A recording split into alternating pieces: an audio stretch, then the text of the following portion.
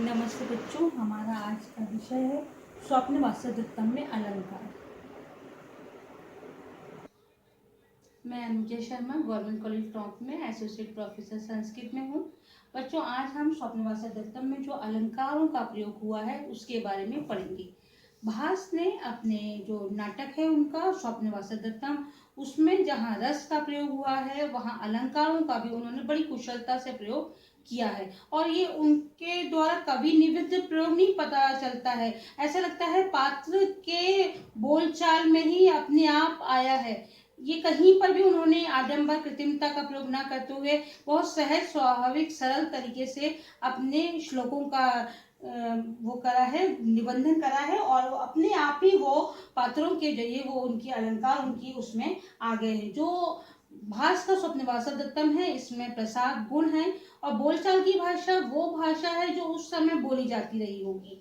तो हम जब देखेंगे अलंकारों का प्रयोग जो उन्होंने किया है उसमें ये अनुप्रास अलंकार, वो भी प्रत्यानुप्रास अलंकार का जो एक भेद है उसका चौथे अंक का तीसरा श्लोक देखिए। मधु मद कला मधुकरा मद नार्ताभि प्रिय अभि उपगुणा पाद न्यास विष्णुना वयम एकांता वियुक्ता स्यु। जब आप अनुवाद करेंगे तो प्रसंग संदर्भ लिखना पड़ेगा आपको। प्रसंग तो वही है आपका स्वप्न वासवदत्तम से लिया गया है, भास की ये नाटक है। और संदर्भ ये किस संदर्भ में आया है? ये उस संदर्भ में आया है जब विदूषक और राजा उद्यान में है और पद्मावती और जो वासवदत्ता है वो भी प्रमद वन में आई हुई हैं। तो प्रमद वन में वो दोनों तो छुपी हुई हैं राजा और विदूषक को देख के। अब विदूषक राजा को आगे लेके जाना जा रहा है माधवी लता मंडप में। अब जब वो देखता है माधवी लता मंडप में राजा की भ्रमर लगे हुए हैं तो विदूषक कहता है रुको रुको अभी मैं इनको उड़ा देता हूँ। तो राजा कहता है नहीं नहीं विदूषक ऐसा मत करो। वो प्रसंग है। तो राजा उद्यन कहते हैं कि ये जो भ्रमर है, भ्रमरों का बहुत सुंदर वर्णन है। मावर्ण की आप देखिए एक जैसी आवृत्ति हो रही है वर्णों की यहाँ पे व्यंजनों की, तो इसलिए यहाँ पर अपन अनुप्रास अलंकार देखेंगे। प्रत्यानुप्रास अलंकार है। क्या कहने जा रहा है राजा? मधु मद कला मधुकरा। मधुकरा माने मधुकर जो है वो, मधु मद कला माने मधु का पान करके। मधु माने शहद का, पराग से वो जो शहद लेते हैं पराग रसों का ग्रहण करते हैं। तो वो मधु मद में क्या है? वो मधुकर माने भ्रमर जो है वो मद नार्तवी नशे से नर्तन कर रहे हैं, नृत्य कर रहे हैं। और वो कैसे हैं? प्रिया अभी उपगुढ़ा, जो मधुकर माने जो भ्रमर हैं वो अपनी कामत्व प्रियाओं के द्वारा आलिंगित किए गए हैं। ऐसे जो भ्रमर हैं वो पाद न्यास विष्णुना, हम जब पैर रखेंगे तो वो विष्णुना माने दुखी हो जाएंगे, वयम माने और हमारे ही समान वो कांता वियुक्ता स्यु, अपनी पत्नियों से वियुक्त हो जाएंगे। अब ये भी विप्लव श्रृंगार का है। यहाँ पर भी राजा को वासवदत्ता की याद आ रही है। राजा भुक्त भोगी है, राजा जानता है कि पत्नी का वियोग क्या होता है, तो राजा को हर कोई वैसा ही दिखता है। तो अगर वो विदूषक और राजा उन भ्रमरों को उड़ाते, उनमें से कोई एक मर भी जाता और यहाँ वहाँ हो जाते, तो इसलिए राजा उन भ्रमरों को अपने समान ही समझ रहा है। मतलब उसके अंदर करुणा जागी भ्रमरों को देखकर और उसको अपने दुख का स्मरण हुआ है कि जैसे वो वासवदत्ता से वियुक्त है। कांता वियुक्ता माने पत्नी से बिछड़ा हुआ है। वासवदत्ता जो है उज्जैन की पत्नी वो मर गई थी, तो राजा को ये लग रहा है, राजा उसको मरा ही समझ रहा है, वास्तव में तो वो मरी नहीं थी, वो तो योगेंद्र की योजना थी कि उसके द्वारा योजना के मुताबिक राजा को ये बताना था कि वसुंधरा मर गई है, तो राजा उसी के अनुसार चल रहा है।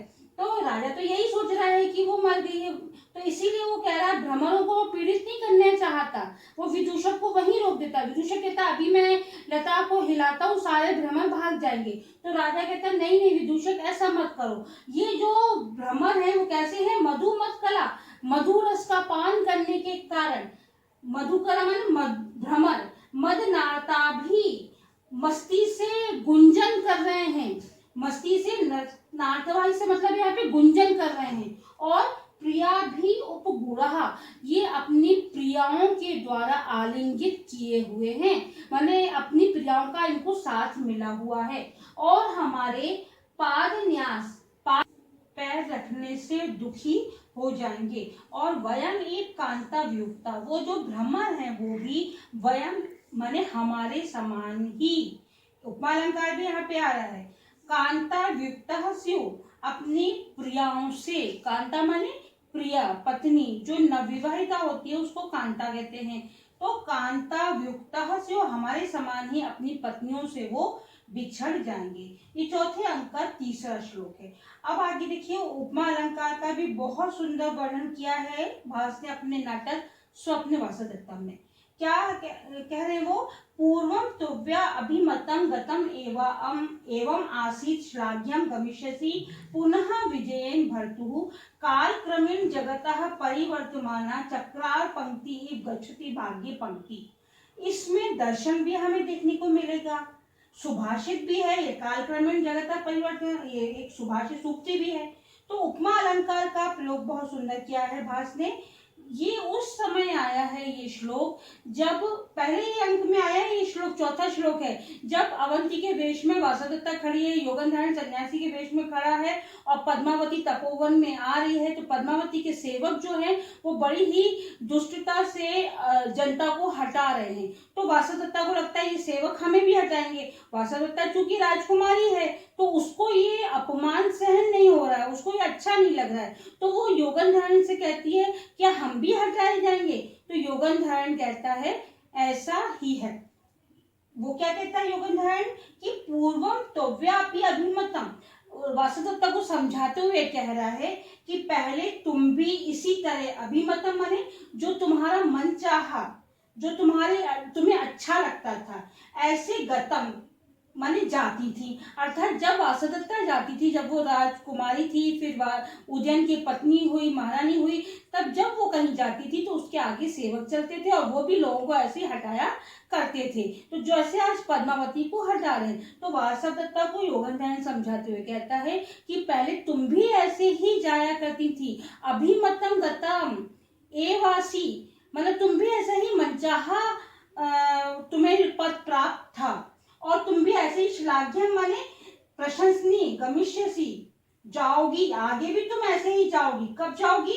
पुनः विजयेन भर्तु, जब तुम्हारे स्वामी विजय हो जाएंगे, जब वो अपना वत्स देश खोया हुआ राज्य पुनः प्राप्त कर लेंगे, जब तुम पुनः महारानी बन जाओगी, तब तुम वापस ऐसे ही जाओगी।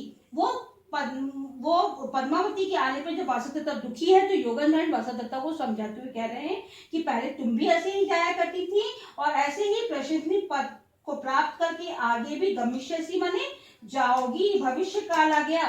पुनः विजयेन भर्तु, जब तुम्हारा स्वामी विजय हो जाएंगे, जब राजा पुनः वो बन जाएंगे, तो तुम आगे भी ऐसे ही जाओगी, तुम्हारे सेवक आगे पीछे चलेंगे। और उसको समझाते हुए कह रहे हैं, कितना अच्छा दर्शन है इसमें, कितना अच्छा संदेश दे रहे हैं कि काल क्रमेण, सूक्ति है ये, काल क्रमेण जगतः परिवर्तमाना चक्रार पंक्ति इव गच्छति भाग्य पंक्ति। मनुष्य को धैर्य रखना चाहिए। इसमें ये समझाते हुए कह रहे हैं, नाटककार ने कितनी सुंदर योजना करी है कि काल क्रमेण जगतः, संसार में जो मनुष्यों का जो भाग्य होता है वो कैसा है, काल क्रमेण समय के अनुसार वो बदलता जाता है। कैसे? चक्रार पंक्ति, उपमा किसकी दी है? जैसे रथ के पहिए की जो अरियां होती हैं, कभी ऊपर जाती है कभी नीचे जाती है जब रथ चलता है, तो उसी तरह मनुष्य का जो भाग्य है वो भी बदलता रहता है। कभी सुख आता है, कभी दुख आता है, कभी अच्छे दिन आते हैं, कभी बुरे दिन आते हैं, कभी अंधेरा है कभी जीवन में, कभी उजाला भी आएगा। तो मनुष्य को हिम्मत नहीं हारनी चाहिए। इस तरह का संदेश वो देते हैं। कहते हैं भाग्य पंक्ति मानी मनुष्य की जो भाग्य की रेखा है, भाग्य की पंक्ति जो है वो कैसी है? चक्रार पंक्ति। उपमा किससे कर दी है? भाग्य की रथ के पहिए की अरियों से करिए। जैसे अरियां घूमती रहती हैं, उसी तरह मनुष्य का भाग्य भी बदलता रहता है। हमारे ग्रह नक्षत्र बदलते हैं, हमारा भाग्य बदलता रहता है। कभी अच्छे दिन आते हैं, कभी बुरे दिन आते हैं। तो मनुष्य को अच्छे दिन में बहुत ज्यादा उत्साहित नहीं होना चाहिए और बुरे दिन में धैर्य नहीं खोना चाहिए। जब उसके ऊपर विपदा आए, आपत्ति आए, तो उसको बड़ी बहादुरी से मुकाबला करना चाहिए, क्योंकि वो समय भी निकल जाएगा। जब अच्छा समय नहीं रहता तो बुरा समय भी नहीं रहता है। ये मनुष्य को सोचना चाहिए। बस अपने इस श्लोक के द्वारा ये दर्शन का हमें एक दर्शन दे रहे हैं, एक ज्ञान दे रहे हैं कि कालक्रमेण जगतः परिवर्तमाना, संसार में जो काल है, समय है, वो बदलता रहता है। संसार में भाग्य चक्र जो है वो बदलता रहता है, मनुष्य का भाग्य भी बदलता है। चक्रार पंक्ति एक, इसलिए यहाँ पे उपमालंकार हुआ। जैसे रथ के पहिए की अरियां ऊपर नीचे जाती है, उसी तरह मनुष्य का भाग्य भी बदलता रहता है। आज अच्छा दिन है तो कल बुरा दिन भी आएगा। तो इस तरह वासव दत्ता को योगन ध्यान बहुत ही सुंदर तरीके से समझा रहा है कि हे देवी वासव दत्ता, आपका भी ये बुरा समय जो है वो चला जाएगा और अच्छा समय आएगा, आप दुखी मत हो। तो इस प्रकार हम देखते हैं कि भास ने जो अलंकारों का प्रयोग करा है बहुत ही स्वाभाविक रूप से करा है। उनका निबंधन अपने अर्थ समझाते हुए और अपने श्लोक में उन्होंने जो अलंकारों का अलग अलग तरीके से प्रयोग करा है, बहुत ही सुंदर तरीके से करा है। उपमा, व्यतिरेक, स्वभावोक्ति, परिसंख्या अलंकार, काव्यलिंग, दृष्टांत और अर्थांतरन्यास अलंकार अपने आप उनके श्लोक में, उनकी कृति में जहां तहां सर्वत्र बिखरे पड़े हुए हैं। आज हम यहीं तक पढ़ेंगे। धन्यवाद।